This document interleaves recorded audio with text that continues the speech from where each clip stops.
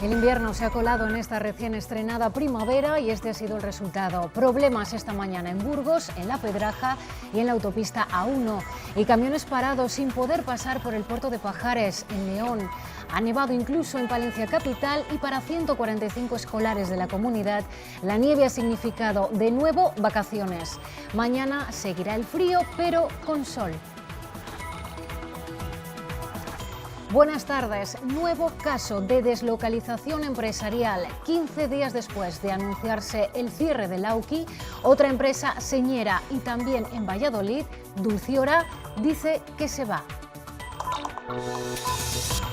Mondelez, propietaria de la planta de caramelos y dulces, quiere llevarse la producción a Polonia en 2017. Este caso es aún más sangrante que el de Lauki. Dulciora tiene el doble de trabajadores, 179. La empresa los quiere reubicar en otras plantas de España y de Europa. Y la noticia económica del día tiene muchos ceros, los de los 10.000 millones de euros que España se ha desviado del objetivo de déficit, el que nos marca Europa. Y esto tendrá consecuencias. El ministro Montoro carga todas las culpas a las comunidades autónomas por pasarse. Entre ellas está Castilla y León. Y sus palabras no han hecho sino enojar a nuestra consejera de Economía y Hacienda. Los que no han cumplido, sus razones tienen y evidentemente son las razones sobre las que hay que actuar, pero quiero decirles que se deberían comparar con los que efectivamente han cumplido. No admito en absoluto que seamos responsables del incumplimiento del déficit público. Si se hubiera hecho otro reparto hubiéramos cumplido. Faltaba por pronunciarse él como impulsor del proyecto, del modelo de ordenación del territorio, contestado ahora en su recta final por 4 diputaciones gobernadas por el Partido Popular. Pues bien, el consejero de la Presidencia se muestra sorprendido, no entiende las objeciones y recuerda que se trata de proteger, de blindar el municipalismo. O nos movemos o nos mueven. Es que ya tenemos experiencia en esta comunidad de esas cosas, ¿eh? O nos movemos o nos mueven. Si lo único que queremos es que se mantengan los municipios.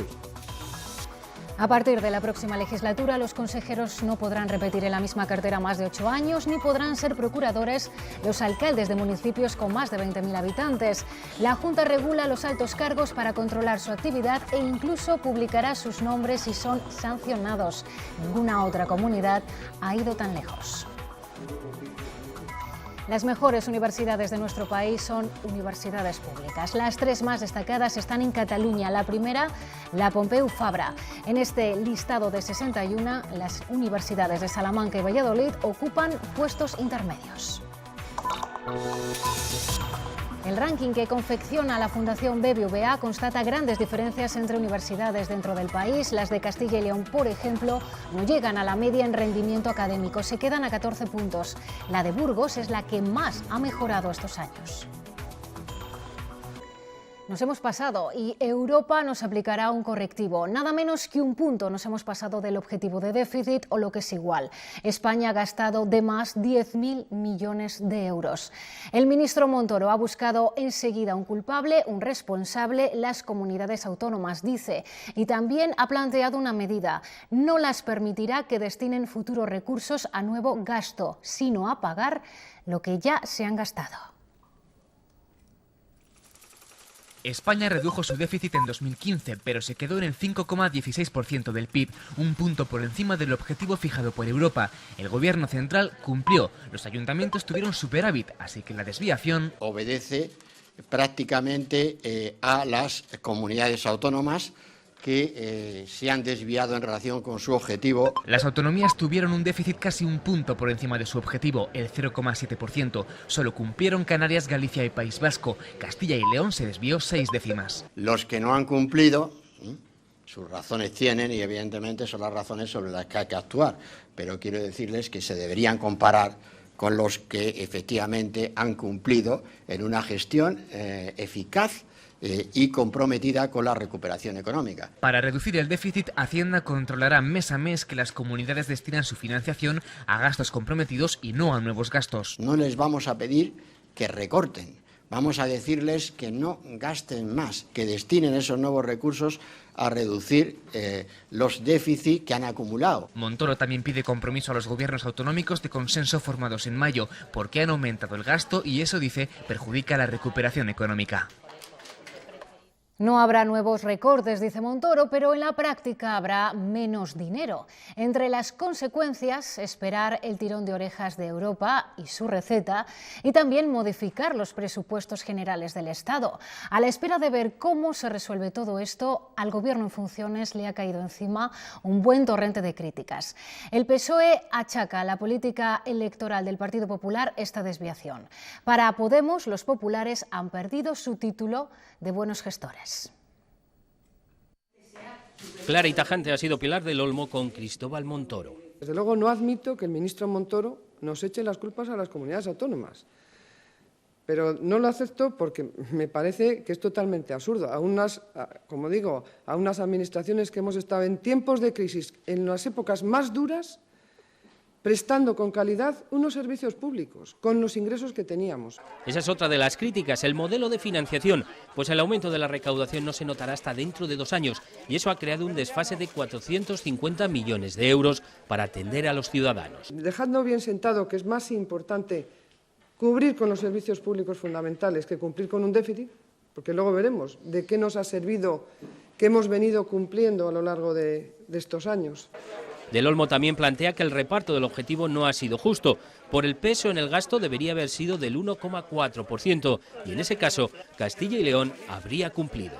Nosotros nunca hemos estado de acuerdo con este reparto que es totalmente asimétrico. Pues es que el Estado presta servicios más sociales, la Administración del Estado, que los que prestamos las comunidades autónomas. Las causas de la desviación están en el gasto sanitario, como los medicamentos de la hepatitis C y en el abono de la paga extra de 2012. Ahora sí vamos a escuchar las reacciones que los diferentes partidos políticos tienen que hacer a esta desviación del objetivo de déficit. En primer lugar, porque no ha querido aplicar la Ley de Estabilidad Presupuestaria en año electoral. En segundo lugar, porque no ha querido modificar la financiación de las comunidades autónomas, como era su obligación. Creo que cae un mito, ese mito según el cual las derechas, las políticas que patrocinan el Partido Popular o Ciudadanos son más eficientes. No es verdad, no solamente son políticas injustas, además son políticas enormemente deficientes. Hoy ha habido más asuntos. La Junta de Castilla y León ha aprobado el anteproyecto del Estatuto de los Altos Cargos. El documento limita mandatos, endurece las incompatibilidades y obliga a los consejeros a rendir cuentas en las Cortes cada 2 años. Según el consejero de la Presidencia, va más allá de los acuerdos con los grupos parlamentarios y es el estatuto más valiente de España. Los consejeros no podrán dirigir el mismo departamento más de 8 años. Los procuradores no podrán ser alcaldes de municipios de más de 20.000 habitantes y los secretarios y directores generales tendrán que ser elegidos de entre los empleados públicos. Son solo algunas de las novedades que trae la futura ley y que se aplicarán a partir de la próxima legislatura. La Junta no ha querido esperar a reformar el estatuto para llevar a cabo esta regeneración democrática. Se puede hacer todo menos una cosa. Lo que corresponde a una ley orgánica, que es el aforamiento, que es que ahí no se puede hacer por una ley ordinaria. ¿Para qué vamos a esperar? Es algo necesario, es algo que demanda la sociedad y es un compromiso del presidente Herrera. Por eso no hemos querido esperar. Se creará una comisión de ética pública de la que formarán parte profesores universitarios en el área del derecho y que velará por el cumplimiento del Código Ético. Los consejeros deberán rendir cuentas a mitad de legislatura en las Cortes de Castilla y León y se transforma la ley electoral. Los candidatos a presidente deberán someterse a un mínimo de 2 debates. Mejora además la participación ciudadana, rebajando el número de firmas necesarias para sacar adelante una iniciativa legislativa popular. Segovia se convierte en la 4ª Diputación de Castilla y León en emitir un informe en contra del modelo de ordenación del territorio de la Junta. Rechazan las mancomunidades de interés general propuestas porque no se tienen en cuenta, dicen, las actuales y argumentan también que tampoco queda clara la cartera de servicios. Entre la realidad actual, la de las mancomunidades y comunidades de vía y tierra existentes para la prestación de servicios mancomunados entre ayuntamientos y lo que propone la comunidad autónoma no casa con facilidad. Que no venga a mi casa a organizar mis servicios, para eso estamos nosotros.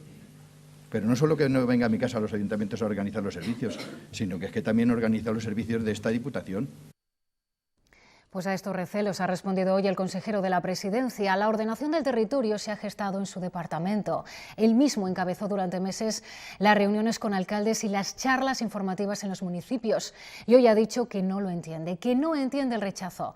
Es un modelo, recuerda, que defiende el municipalismo y que además se anticipa a lo que en el futuro pueda pasar. Blinda nuestros municipios preventivamente. El Ejecutivo les recuerda a las diputaciones que estamos al final del proceso y no al principio, que ya hay una ley aprobada y consensuada, además de los mapas urbanos y el decreto de las mancomunidades. Me parece bien que maticen, pero me parece bien que lo que tienen que hacer es centrarse en lo que se les pide. Y pone de relieve que hay párrafos idénticos en los informes de unas diputaciones y otras. Es que yo creo que esto es tan serio que no tengo ganas, de verdad. No quiero gastar fuerzas en criticar lo obvio. Allá cada cual. Se muestra dolido porque se cuestione a la Junta, que fue más allá, por ejemplo, en materia de financiación. ¿Sabe cuánto hubiésemos repartido entre todos los municipios para todo y entre todas las diputaciones? Poco más de 10 millones de euros, porque solo tenemos 2 tributos propios, les recuerdo. Y claro, eso da para lo que da. Metimos los cedidos para que eso, en vez de 10, fuese casi a 70.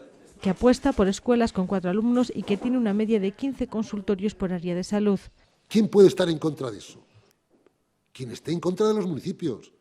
Y les advierte: o nos movemos o nos mueven. Juárez agradecido las conversaciones que está manteniendo de forma discreta con el PSOE y dice que en una semana se dará audiencia a los municipios. Precisamente a los servicios del mundo rural va destinada una de las iniciativas que el PSOE de Castilla y León va a llevar al Congreso. Han registrado una proposición no de ley para que se elabore un plan nacional sobre escuela rural. Flexibilidad en los ratios, transporte acorde a los horarios y una adecuada formación del profesorado son algunas de las peticiones. Los socialistas registran además otras 6 iniciativas para intentar paralizar los efectos de la LOMCE. La más inmediata, la reválida de sexto, que se va a celebrar en mayo. Si definitivamente se constituye un gobierno en este próximo mes, el gobierno tendría capacidad, lógicamente, de paralizarlo y, lógicamente, como es una ley orgánica, es de aplicación general, la Consejería de Educación tendría que paralizar la prueba, que eso es precisamente lo que pretendemos. Pedro Sánchez se mostraba ayer esperanzado sobre un pacto a 3, pero sus 2 cimientos no quieren estar en el mismo edificio. Podemos solo aceptará una coalición de izquierdas para la que pide la abstención de Ciudadanos. Y Albert Rivera sostiene que prefiere otras elecciones antes que ver al partido de Pablo Iglesias en el poder.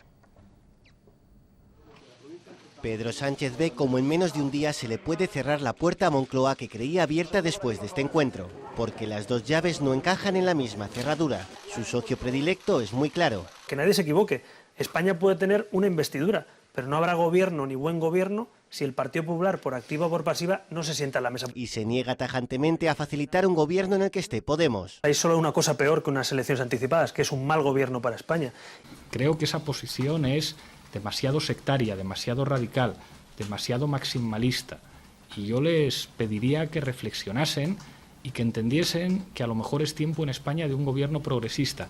Sánchez ve así como sus interlocutores siguen igual de alejados y en Génova esperan que se dé cuenta de que ese pacto no es factible. Es que hay un país para gobernar. Esto no solamente es una posturita delante de una cámara de televisión. España no se gobierna con telegenia. Y a nadie le importan ya las ambiciones personales de nadie. Instan a Sánchez a que acceda a hablar cuanto antes con Mariano Rajoy.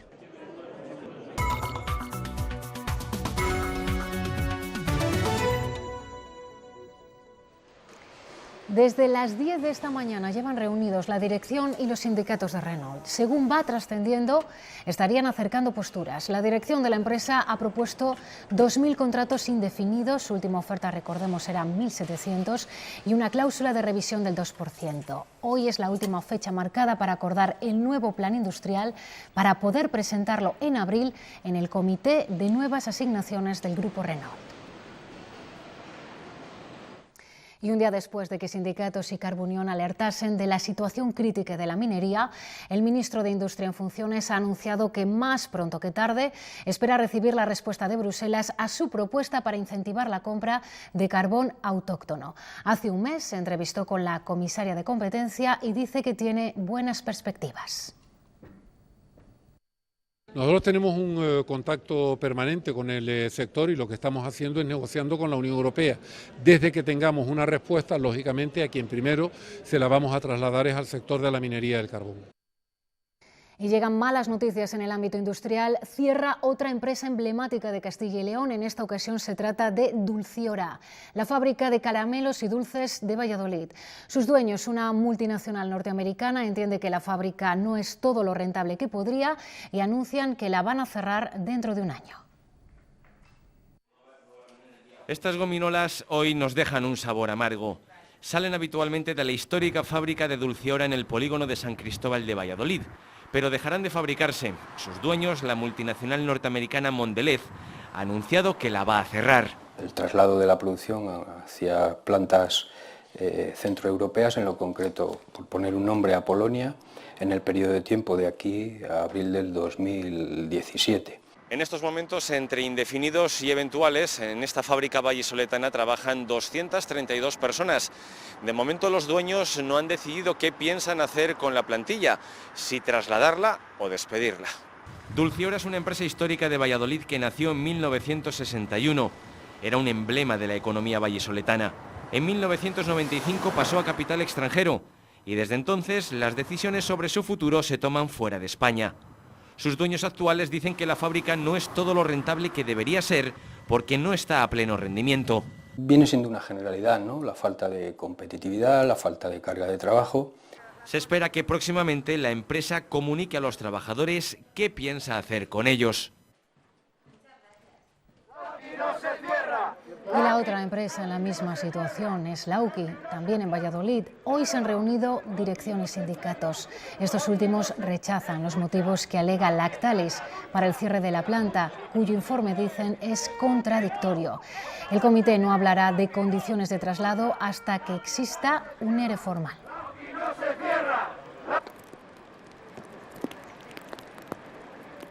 Desde la Junta de Castilla y León se insiste en que en este tipo de negociaciones es vital ser muy discreto. La vicepresidenta del Ejecutivo no ha querido dar detalles de las conversaciones que hay sobre la mesa, aunque ha destacado que se harán todos los esfuerzos que sean necesarios para dar una salida a los trabajadores. Que el propio presidente Herrera nos ha marcado a las 3 consejerías más implicadas, Economía y Hacienda, Agricultura y Ganadería y Empleo. Y tendremos una interlocución permanente con los trabajadores, con la información que nos den ellos y, desde luego, la haremos llegar a a los máximos responsables. Víctor Caramanzana es el nuevo presidente de la Cámara de Comercio de Valladolid. No ha habido sorpresas en la votación del Pleno que se ha celebrado esta misma tarde. Caramanzana es uno de los hombres fuertes del que ha sido su presidente en los 2 últimos años y que dimitió anteayer. El nuevo dirigente estará en el cargo durante al menos un año. Es el tiempo en el que se prevé que esté lista la nueva Ley Regional de Cámaras, una ley para la que Caramanzana reivindica más ayuda pública. Una ley que se acerque a la realidad y ajuste los servicios que prestamos con una financiación lógica.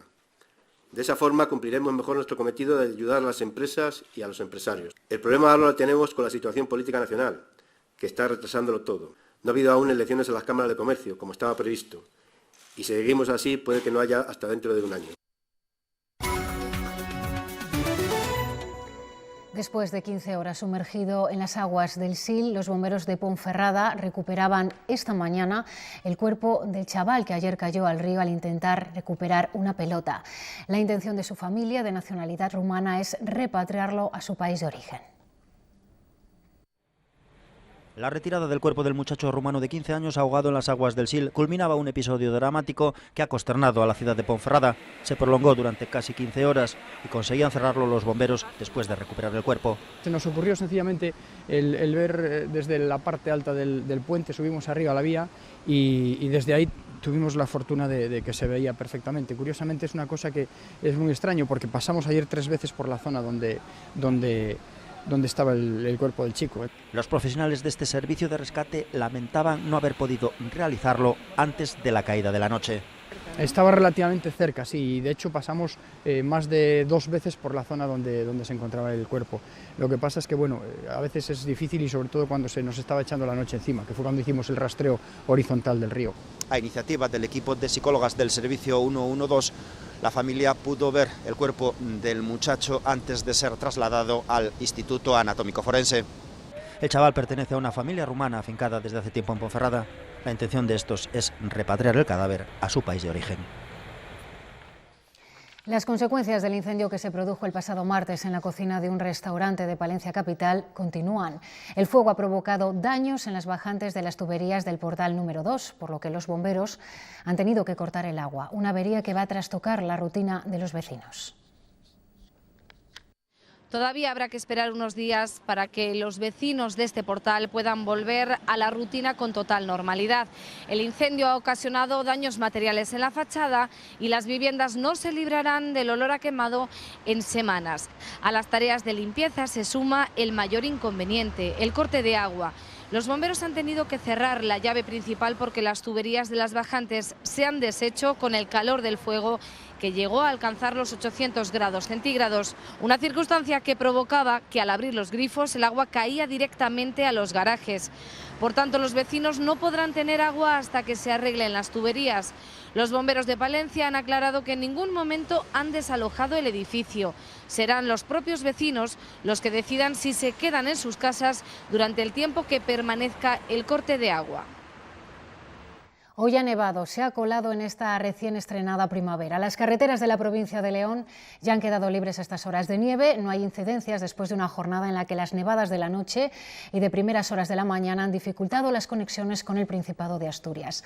La cota de nieve se ha llegado a situar en los 500 metros y 3 puertos han necesitado cadenas o neumáticos de invierno para circular. También ha habido problemas en la provincia de Burgos.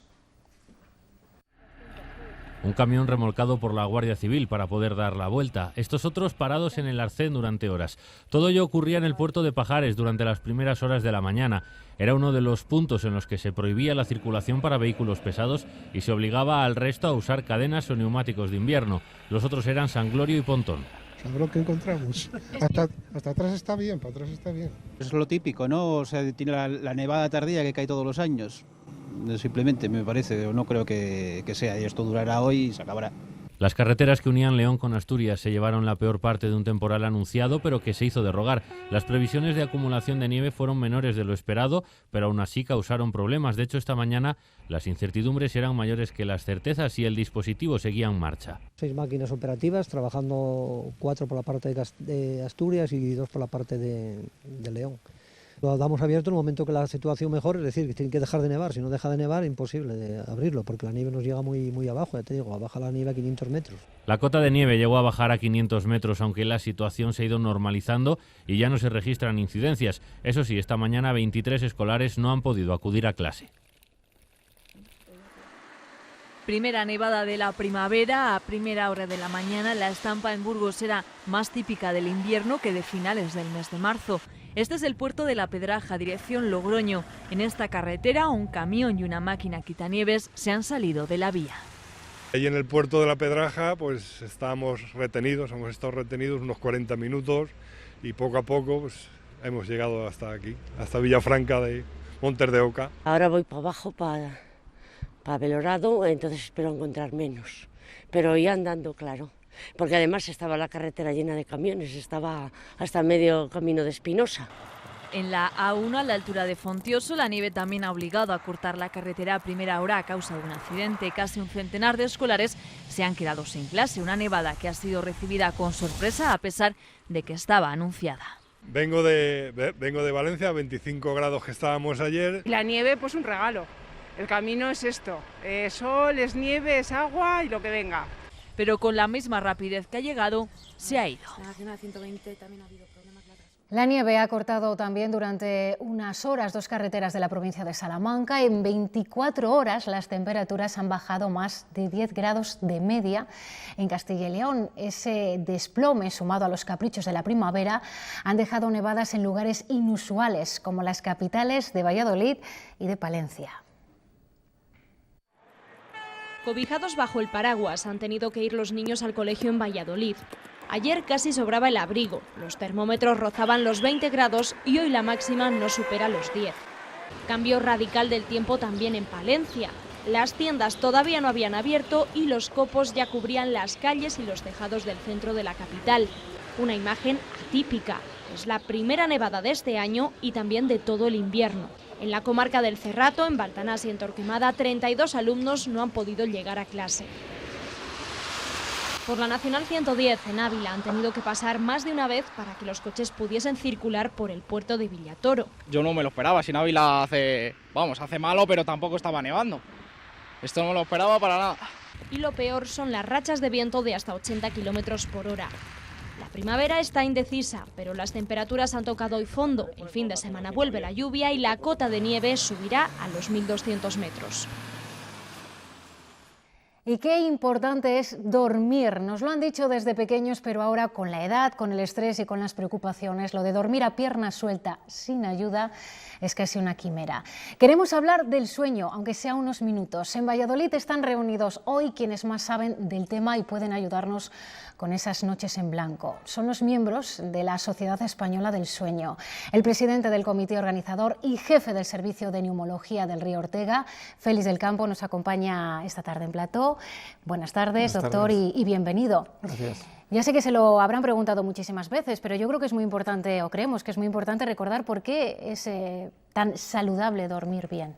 Es importante porque no es un fenómeno pasivo, sino que realmente dormir es un fenómeno activo donde se va a producir consolidar la memoria y descansar. Por tanto, dormir por la noche, no solamente como mínimo unas 8 horas, es también importante el que la calidad de este sueño sea buena.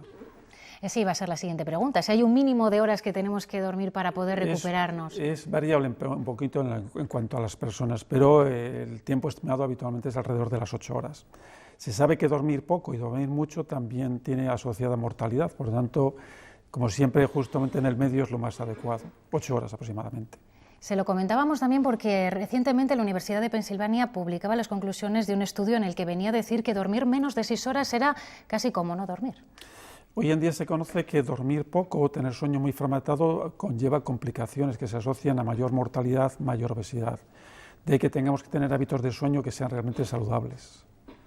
Ustedes en estos días están hablando sobre todo de la relación entre el sueño y la luz. ¿Cuál es esa relación? Porque nuestro organismo regula el sueño por 2 factores. Un factor endógeno, pero otro factor importante es la luz. Y por eso es muy importante que durante los periodos de día la gente que trabaja siempre esté expuesta a la luz solar, porque eso va a permitir que el cambio a la noche nos permita dormir con muchísima mejor calidad.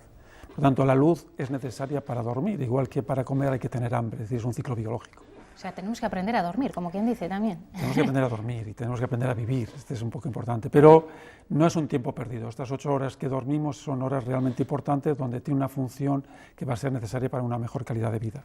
Esta mañana escuchábamos en rueda de prensa a uno de sus colegas señalar que, no sé si era un 25% de los accidentes de tráfico guardaban algún tipo de relación con problemas de somnolencia en las personas que se veían implicadas. Esto realmente es un problema que todos los días vemos en los telediarios, donde los accidentes de tráfico tienen mucha relación con somnolencia en general, pero también con los trastornos respiratorios del sueño. En este caso la prevalencia baja ligeramente, pero estas personas que por la noche dejan de respirar tienen más somnolencia y tienen mucha más tendencia a tener accidentes de tráfico.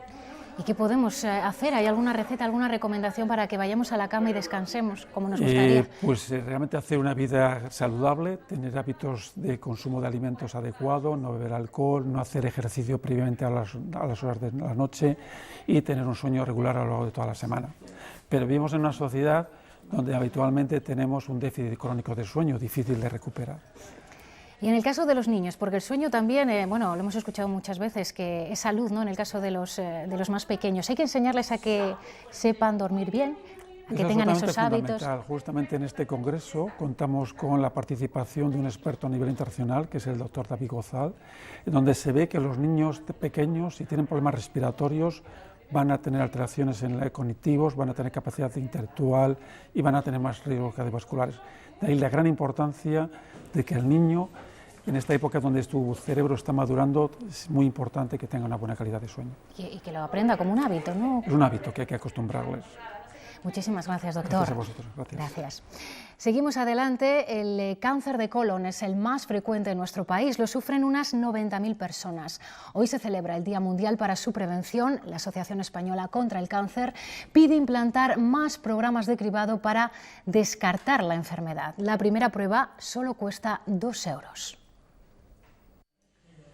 El cáncer de colon es el más habitual en España. Supone el 15% de los tumores. Los mayores de 50 deben estar alerta porque en esa edad tienen un 75% más de probabilidades de padecerlo. El primer factor de riesgo es la edad mayor de 50 años. Puede haber cierta agrupación familiar, o si son familiares directos, padres, hermanos, sí que hay que medirlo. En nuestra comunidad, 600.000 personas están en esa franja de riesgo. Para descartarlo, se someten a las pruebas de cribado. Estas pruebas son fundamentales porque realmente no tienes por qué llegar a pasar un cáncer. Hay una muy sencilla, nada invasiva, que es determinar la presencia de sangre oculta en las heces. Esta es la prueba de cribado mejor. La detección precoz reduce la mortalidad a corto plazo un 30%. Pero también influye una alimentación sana. Vegetales, el consumo de fruta, la ingesta de cantidades moderadas de carne procesada, que sí que puede ser un factor que se asocia. En Castilla y León, un 57% de esa población en riesgo ya se ha sometido a una prueba para descartar el cáncer de colon. Las 3 mejores universidades de España están en Cataluña y son públicas. Las de nuestra comunidad se sitúan 14 puntos por debajo de la media nacional en rendimiento docente. Ese es precisamente el punto fuerte de las universidades privadas y la investigación, el de las públicas, aunque en el último año se han estancado. Son datos todos de un estudio elaborado por la Fundación BBVA y el Instituto Valenciano de Investigaciones Económicas. Las universidades de Salamanca y Valladolid son las mejor valoradas en Castilla y León. El estudio evalúa la investigación, el desarrollo tecnológico y el rendimiento docente. En eso, la número 1 es la Pompeu Fabra de Barcelona.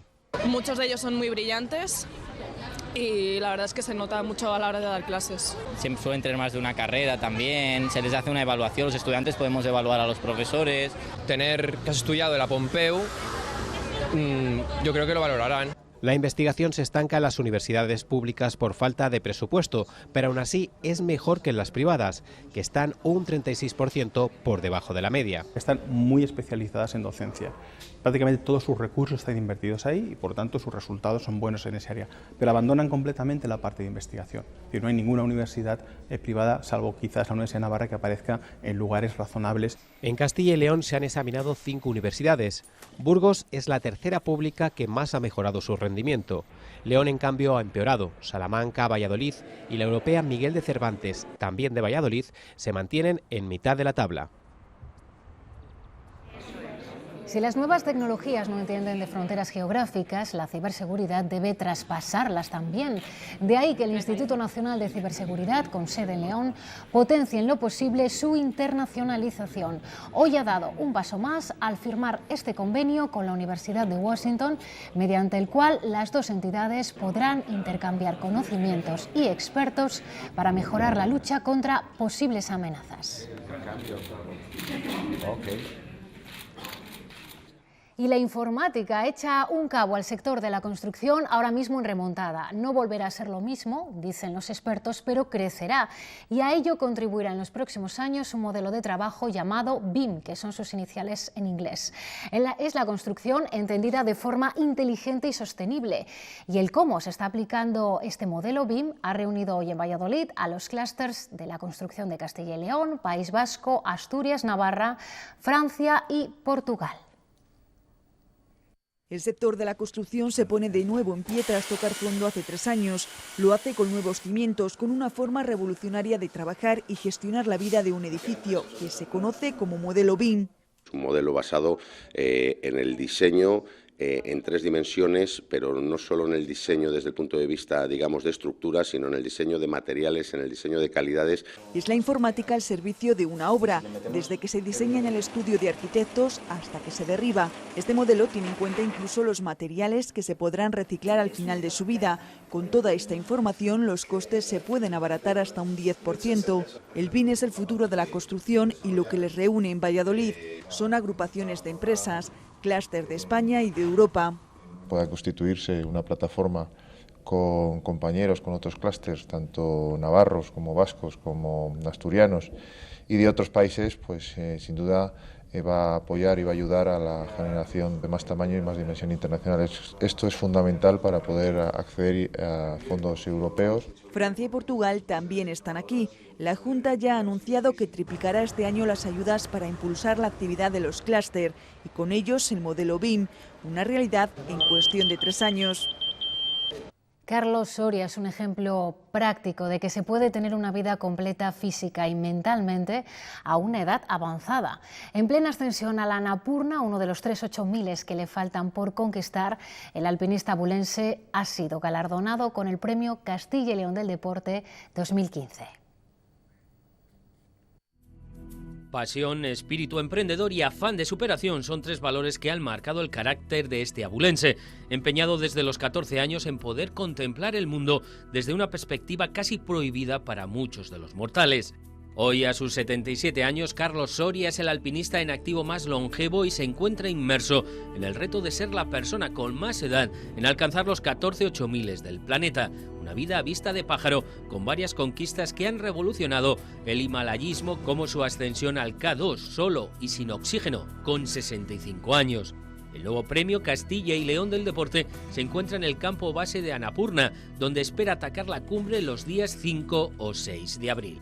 Muy contento y muy emocionado, muchísimas gracias. Es un placer el haberlo recibido estando justamente haciendo lo que me gusta, intentando subir a una gran montaña. Superada esta hazaña partirá al Dhaulagiri para buscar el doblete. En pleno siglo XXI aún quedan muchos retos para la aventura y Carlos Soria se ha propuesto conseguir los máximos posibles.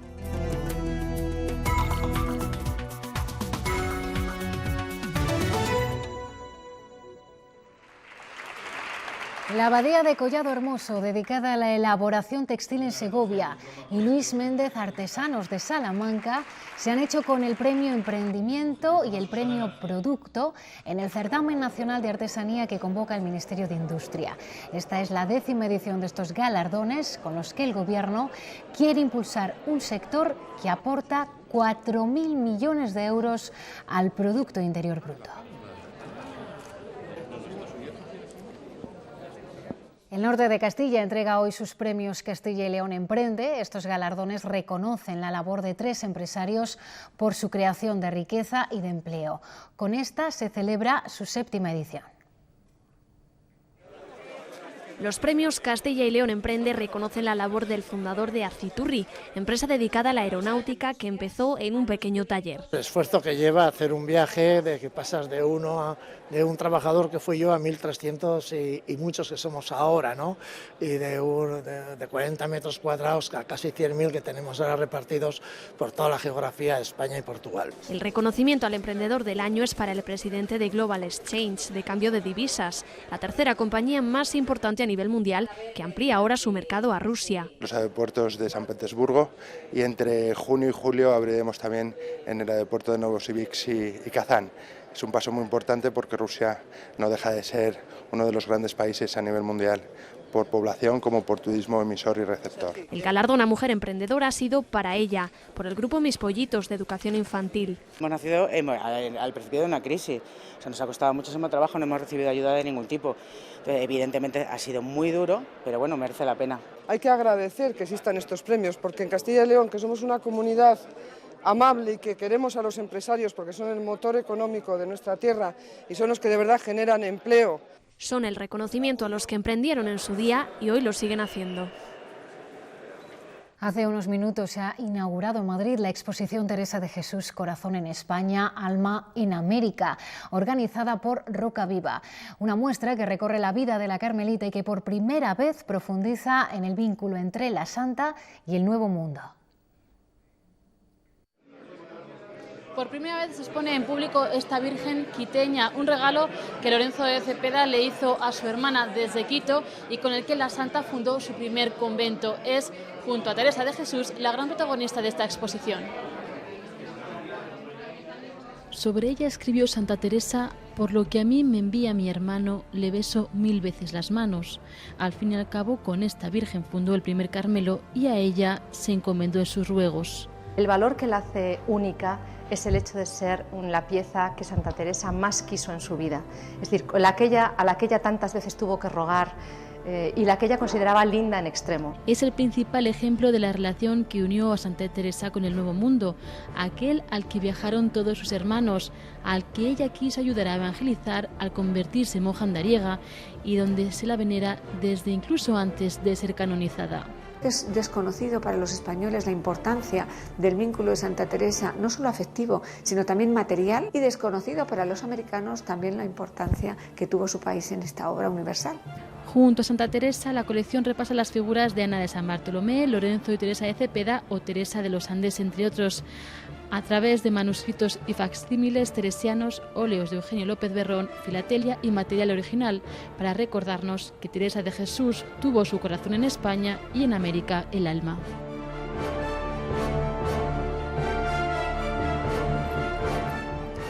Con la huella de Santa Teresa y en de los Mares, hoy nos despedimos. Mañana regresamos con más noticias. Feliz noche, adiós.